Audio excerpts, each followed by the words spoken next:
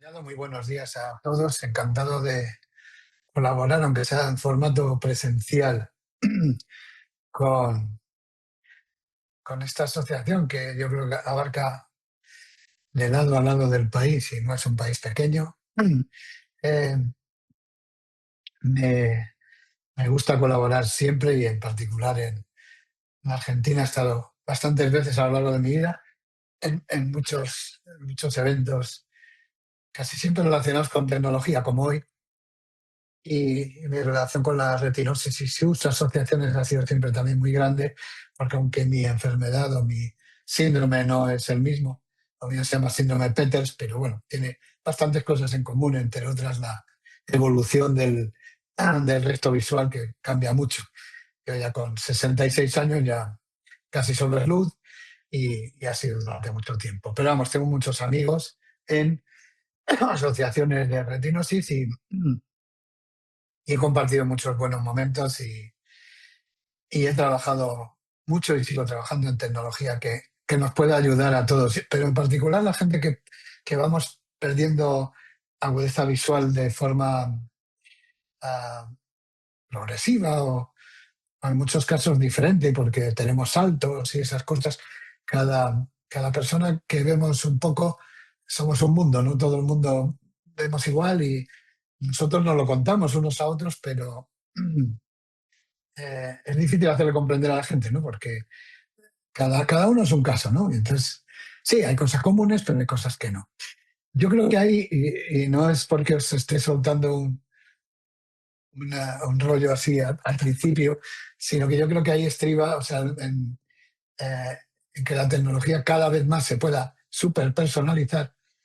Se hablaba hace muy pocos años de diseño universal, diseño para todos. Eh, y yo hace tiempo que he ido evolucionando, siempre he estado involucrado en investigación y desarrollo en tecnología para personas ciegas y otro tipo de personas de discapacidades. Pues se hablaba mucho de um, acceso universal. Deberíamos hablar un poquito más de diseño para todos y cada uno, porque la tecnología lo permite. Permite hacer personalizaciones casi, vamos, totalmente individuales. Bueno, lo que se me plantea, y me plantea Francisco, y acepto el reto, eh, con recuerdos a mi amiga Alicia, que fue a quien se le planteó en principio y no podía estar, Alicia de Ali Blue Box, acá en España, una gran difusora de tiflotecnología, y me pasaron el testigo a mí y me plantea Francisco, inteligencia artificial, usos, desafíos y perspectivas. Está muy bien. Yo saludo nuevamente a Francisco y os agradezco, pero es un reto un poco difícil, como siempre, porque en tecnología, que ahora todo está cambiando muchísimo, de repente se ha empezado a hablar de inteligencia artificial. Y yo os diría ya de entrada que no es nada nuevo, ni muchísimo menos. Lo que puede ir siendo nuevo es que la capacidad de proceso de las máquinas ahora es más grande, en muchos casos gracias a un consumo excesivo y grandísimo de electricidad, de agua y bueno, de recursos en general. Pero efectivamente ahora hay más recursos de los que podía haber, perdón, más proceso de máquina de lo que podía haber en los años 70, 60. Pero como concepto, por lo menos en la gente que hemos estado en temas de desarrollo, no es nada nuevo. La historia nos lleva, aunque sea a nivel público, a nivel de las cosas que podéis saber los usuarios, digamos, de a pie, el usuario que usa tecnología todos los días, pues no ha mucho que se hablaba de las competiciones de máquinas y ajedrecistas, eh, cuando se jugaba al Go, al juego este chino creo que es tan difícil de jugar y las máquinas iban superando.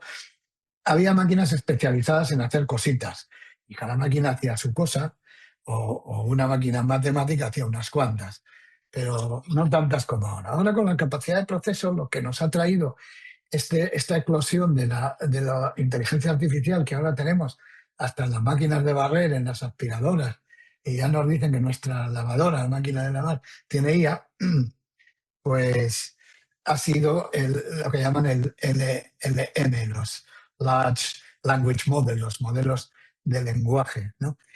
Las máquinas han sido capaces de aprender cómo nos expresamos, más o menos, de construir frases como nosotros, bajan hasta el conocimiento que tienen almacenado y nos lo saben contar de una manera que nos parece, y lo es, ¿no? Humana, en el sentido de que construyen bien el lenguaje. Entonces eso ha cubierto una cosa por la que mucha gente hemos luchado siempre y ha costado mucho, que es que la tecnología sea facilísima de usar y que sea accesible a las personas. Que las personas no tengan que plantearse cómo voy a aprender yo a manejar esto, eh, y creándome una serie de estreses, es 4, es 5, creándome ansiedad en definitiva, ¿no? Porque hay mucha gente todavía que se te disculpe. No, es que, perdón, pero yo no soy tecnológica, yo no soy como tú, ni tienes que serlo. Yo me dedico a esto, tú no.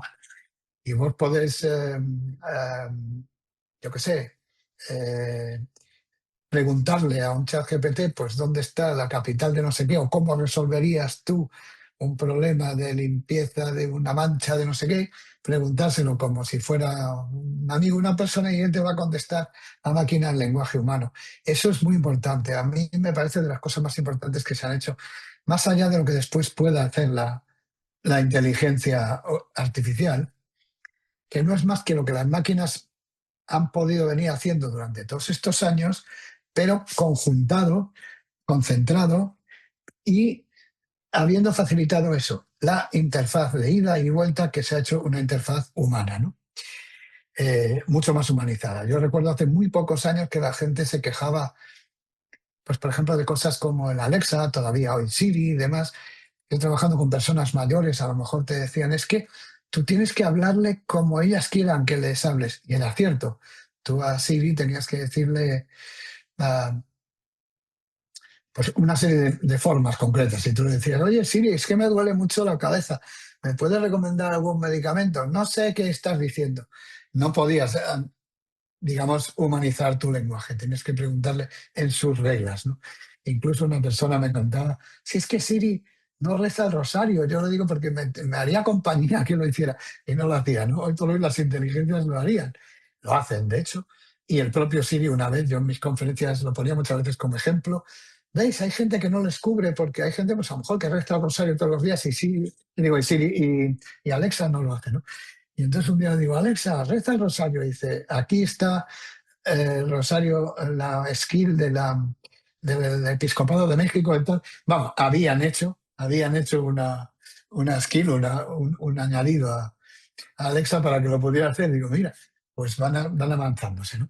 Pero yo creo, finalmente de esta parte, que lo que se ha resuelto y nos va a venir muy bien a todos y también a las personas que no vemos o que vemos poco, es la parte de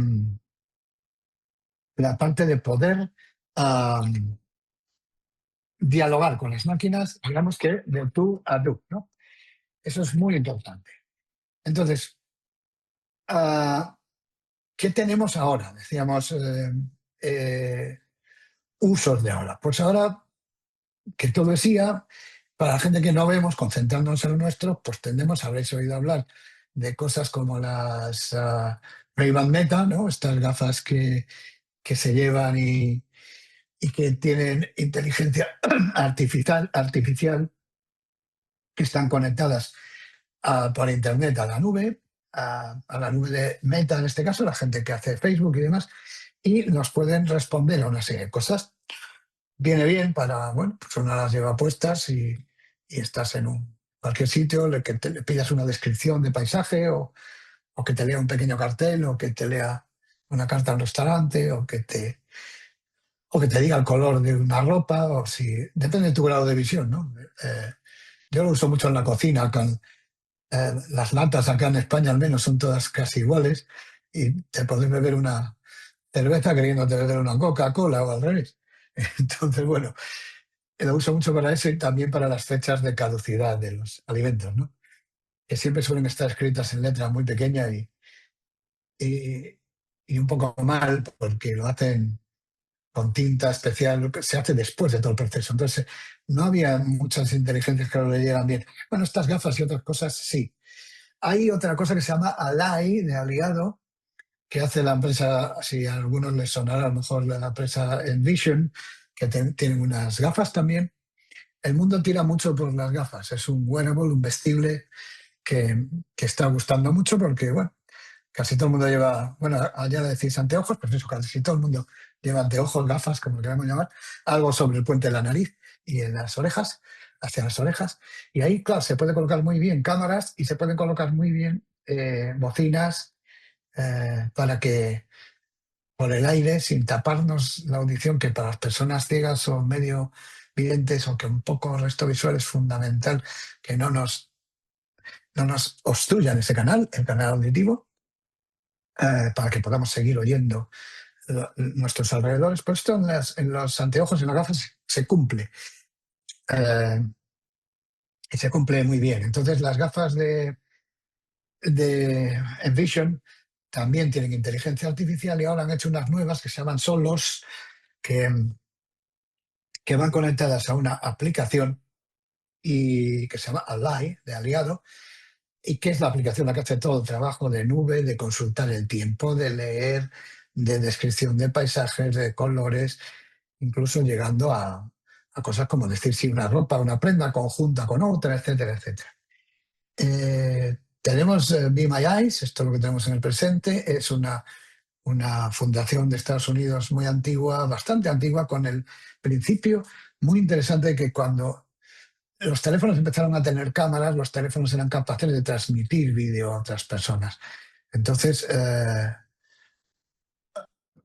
¿por qué no se podía transmitir a voluntarios, personas ciegas o deficientes visuales, a voluntarios, para que le resolvieran cosas, gente que estaba sola? Y ahí salió Be My Eye, que es semi-ojo, semi-ojo, y entonces se conectaba con voluntarios y se les preguntaba cosas. Bueno, ahí han metido ahora inteligencia artificial y la aplicación es capaz de decir bastantes cosas. A mí el otro día me consiguió leer números muy pequeños de unas piezas que yo no veía, y mi pareja tampoco, que ve, pero ya es mayor, no ve suficiente, y no veía aquellos números tan pequeños, y bueno, pues lo conseguí. Estas cosas, todos habréis oído hablar de ellas. En movilidad tenemos un aparato, lo cito como ejemplo, que se llama Glide. En Europa ha dejado de existir, pero no sabemos por qué, lo han retrasado. Se hace en Estados Unidos, que es como una especie de andadorcito, unas ruedas y un palo, un mango, que nos va guiando y por inteligencia artificial también nos va diciendo los obstáculos que hay, se aparta de ellos, se para en los cruces. Bueno, yo iba a probarlo acá en España, pero no sé qué desavenencia han tenido con la Unión Europea o sus cambios de planes y nos han dejado de lado de momento. ¿Recuerdan los Glide, GLIDE? Por ahí anda. Y ese se orienta más en la movilidad. Yo creo que la gente con baja visión o visión nula tenemos ahora muy poco más, porque se está produciendo un fenómeno. Siempre ha habido una eclosión muy rápida de lo que es la inteligencia artificial, pero la gente, los que estamos en esto del diseño o el usuario final, no estamos involucrados en ello, como pasa muchas veces. Y no es echarnos la culpa, es que ocurre simplemente y ya está, ¿no? Entonces, ocurre como un fenómeno, yo creo, natural, humano, ¿no? Entonces, ¿qué pasa? Que la gente se dedica a hacer cosas para nosotros sin preguntarnos a nosotros. Con lo cual, las pocas cosas que se hacen, en este caso, o sea, Meta Ray-Ban no se planteó jamás hacer nada para personas ciegas. Se planteó hacer unas gafas que pudieran transmitir stories en Facebook y demás.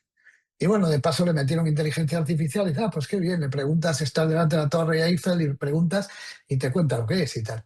Y claro, las personas ciegas empezamos a aprovecharlo de, que esto hace más, es que es capaz de no sé qué. Entonces ya se fijaron, sí, hay personas ciegas, bueno, igual se puede hacer algo, pero no conocen y no se ha pensado cuáles son nuestras necesidades de verdad. En, en las otras como Alay o Tolos, pues sí, ahí sí, son cosas que están hechas pensadas en usuarios ciegos, pero la mayoría de las cosas no. Entonces, estamos ahí, estamos en que no, eh, hay mucha inteligencia artificial, pero pocas personas ciegas o deficientes visuales participando. Entonces, en los desafíos, yo lo que tengo en esta parte de desafíos es que no volvamos a hacer lo de siempre, no lo repitamos y que estemos ahí mm, intentando que las tecnologías, las casas que hacen tecnología, las empresas, piensen en nosotros. Bien denunciando lo que ocurre cuando no funciona algo, bien ah, pues, utilizando sus canales para pedirles cosas. Por ejemplo, acá en España hay muchísimos grupos de gente que nos quejamos de cosas que funcionan mal en Apple y tal. Y es muy bonito quejarse que esto no funciona y tal. Yo siempre les digo a la gente, si es que hay un canal para ir diciéndole a Apple lo que pasa. A veces se arreglarán las cosas, otras no, pero si no lo saben y si no estamos nosotros detrás, difícilmente se va a hacer. Entonces nosotros deberíamos ser partícipes de nuestra propia tecnología. Eso no exige que seamos ingenieros en telecomunicaciones y sepamos lo que se puede hacer con una inteligencia artificial determinada o con una inteligencia artificial visual, pero sí significa que sabemos lo que queremos. Y entonces sabemos empresas que están prometiendo que lo pueden hacer todo. Y dicen, pues esto también. Ah, pero es que esto no es útil o no lo habíamos pensado. No, no es útil a usted, pero a un número bastante importante de personas con deficiencia visual, sí, fíjese. Ah, bueno, y a lo mejor lo implementan. Es decir, que participemos. El futuro, por entrar un poco en futuro, que el futuro aquí es presente porque la tecnología cada día está cambiando. Yo no tengo más esperanza en la inteligencia artificial que en otras tecnologías. Lo que sí que está ocurriendo es que va mucho más rápido y que los usuarios sí que estamos aprendiendo todo esto que he dicho yo un poco y sí estamos intentando participar más de las decisiones de las grandes empresas. Y el futuro está en que lo que nos sirve a nosotros, perdón, lo que sirve a la gente, al común de la gente, tenga los sesgos que tiene que tener para que nos sirva a los pacientes, como ha dicho aquí alguien, y nos llegue y nos sea accesible. Bueno, accesibilidad, sabes que tenemos ahí dos o tres o cinco acepciones de la palabra. Al menos en España, los días cuando hablamos de accesibilidad, las personas ciegas, hablamos de lo nuestro y no más, ¿no?